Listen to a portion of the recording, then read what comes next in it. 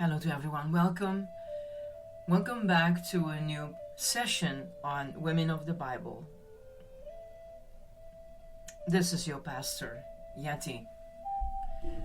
Today it's the time to focus and to dig in the life of Lot's wife. Her character. She was a prosperous woman who may have been more attached to the good life than was good for her. Though there is no indication she participated in the sin of Sodom, her story implies she had learned to tolerate it and that her heart had become divided as a result. Her tragedy. That her heart's choice led to judgment rather than mercy, and that she ultimately refused God's attempts to save her. And then the key scriptures for this is Genesis 18, verse 16, Genesis 19:29, and Luke 17:28 to 33.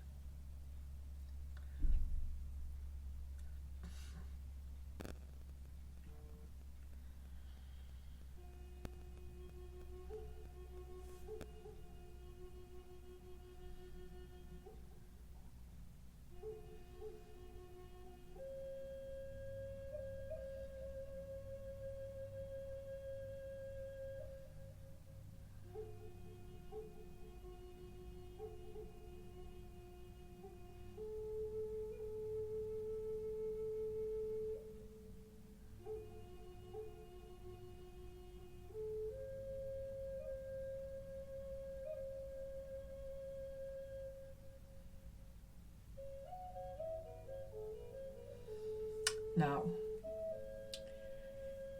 her story. Lot's wife had only hours to live, though she never suspected it. She must have gone about her business as usual, tidying the house, cooking, and kibitzing with the neighbors. Unaware of the tragedy about to overtake her. Years earlier, she had married Abraham's nephew, and the two had amassed a fortune in land and livestock. Eventually, they settled in Sodom, uncomfortably comfortable in a city so wicked that heaven itself dispatched angels to investigate the allegation against it. Lot, it so happened, was at the city gate at the very moment the angels arrived, greeting the strangers. He quickly implored them to spend the night in his home, anxious about what might happen to them once night had fallen. Lot's wife must have welcomed the stranger warmly too, for hospitality was a sacred trust in the ancient world.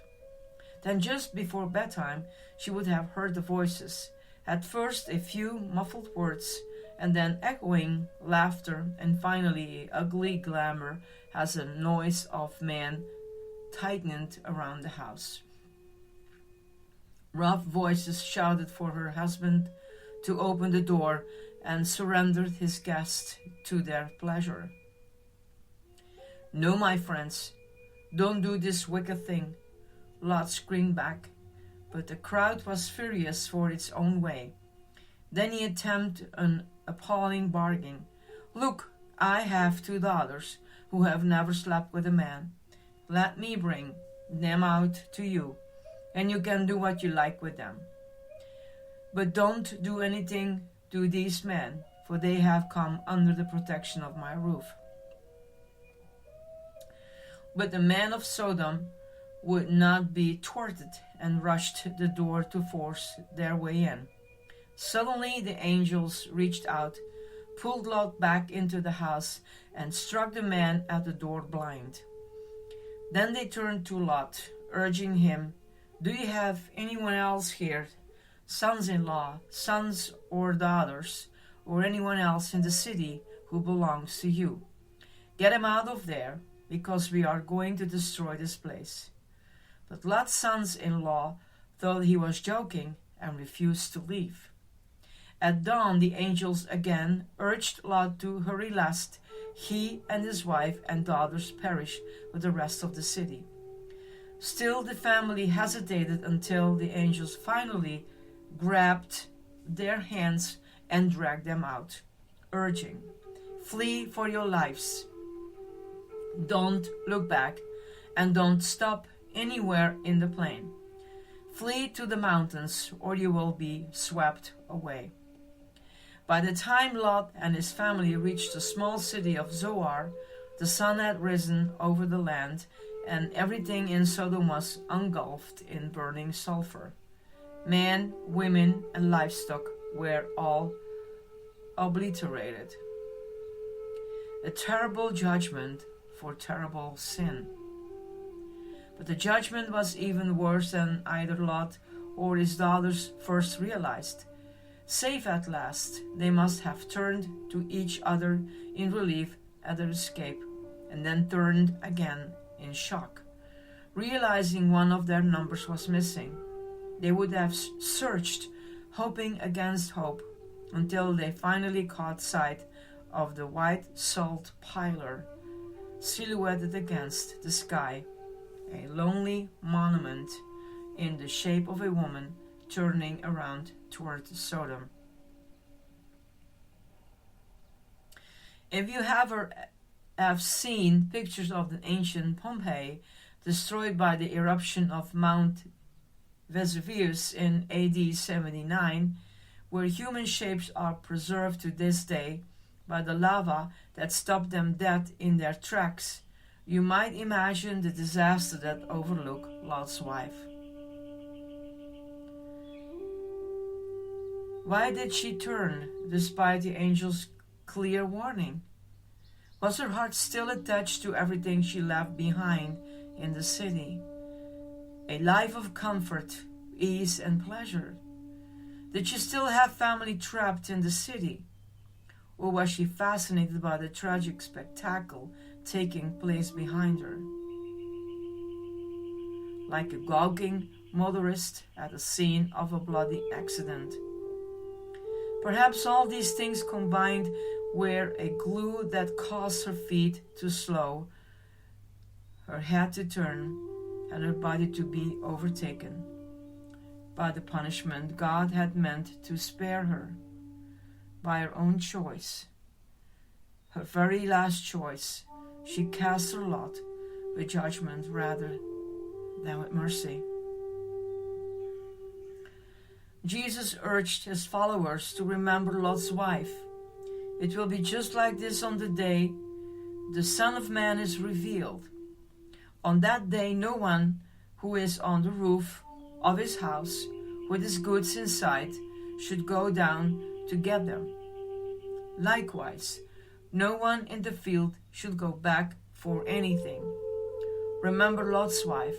Whoever tries to keep his life will lose it, and whoever loses his life will preserve it. Sobering words, recalling a sobering story.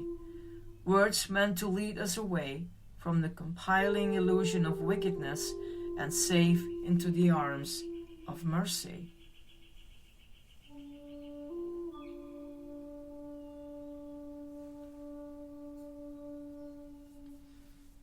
Her life and times. Not much of a legacy, is it?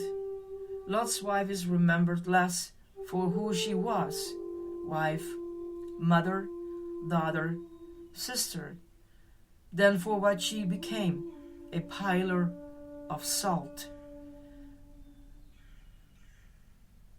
Just one irresistible but forbidden glance back at what was happening behind her, and she turned into salt. Salt, one of the world's most common and most used chemicals. Palestine, in fact, possessed rich salt depositories, which accounted for such place names as the Salt Sea, also known as the Dead Sea, the Valley of Salt, and the City of Salt.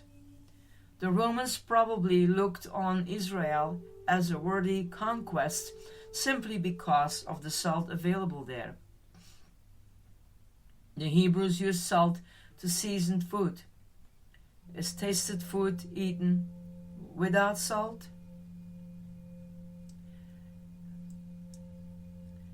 Hebrew women rubbed their newborn babies with salt or washed them in it. On the day you were born, your cord was not cut, nor were you washed with water to make you clean, nor were you rubbed with salt. Ezekiel 16, verse 4. Salt was a required supplement to any Old Testament grain sacrifice. Season all your grain offerings with salt. Leviticus 2:13. The word salt is used several times in the New Testament, all of them symbolic. Jesus tells us to remember that as believers we are the salt of the earth. Matthew 5:13, Mark 9:5, and Luke 14:34. Our attitudes and actions can glances and seasons and purify our surroundings. When we respond graciously to someone who is ungracious, we season our world with salt. When we treat our irritable child with kindness, we season our homes with salt. When we comfort the hurting, console the lonely, encourage the discouraged, or calm the unsettled, we season our world with salt. As followers of Christ, we're salt shakers. We hope for once.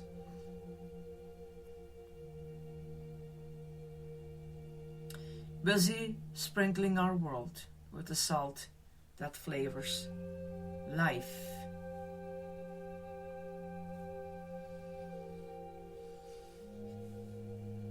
Lot's wife, and we go further in her story in another session. She knew that she was rich and privileged to have so much. And I think, not even my judgment on this, sometimes that is very difficult not to look back if you have to let things go.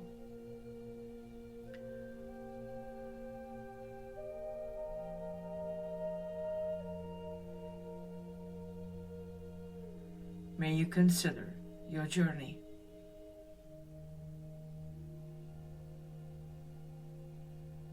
May God bless you. This is your Pastor Yenny.